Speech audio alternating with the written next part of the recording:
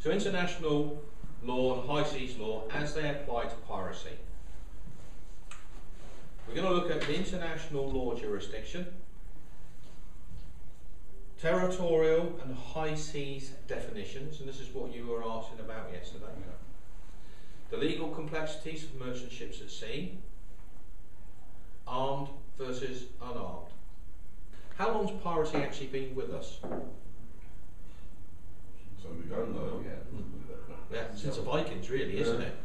Okay, so piracy's been with us for hundreds of years. Okay, how old do you think the laws on piracy are? Relatively new. Well, they go back about 300 years, and that's the problem. If we go back in time, say we go back 100 years, okay, what we're going to look at now is the definitions. There was only one, and it was the 12-mile limit. Everything outside of the 12-mile limit was regarded as the high seas. Okay, but it's changed over the years, and you'll see why this is relevant when we finish the definitions and go into how piracy is classified. And we know about the 12-mile limit. We know that everything that happens within the 12-mile limit, the coastal state is in charge of that. So that's quite simple, and that is the traditional, all right, 12-mile limit. Same things have changed. I'm just trying to think of the name of the Italian ship that the two Italian Marines have been charged with murder in India. I can't think of the name of the ship. The Enrique Lezzi is the name of the ship. Okay.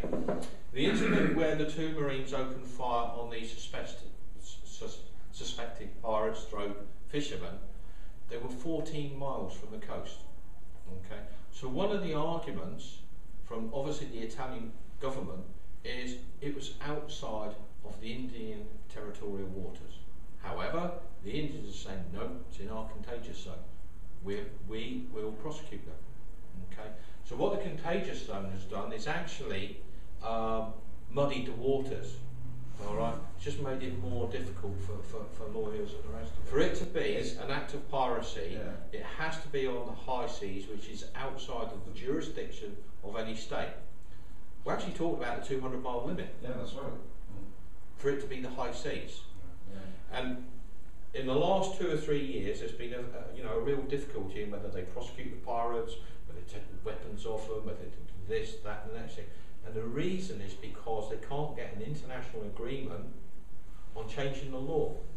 So what they've done is piracy. This is a definition, and then they have another one, which is, I think it's armed robbery or the use of force against ships. All right, but piracy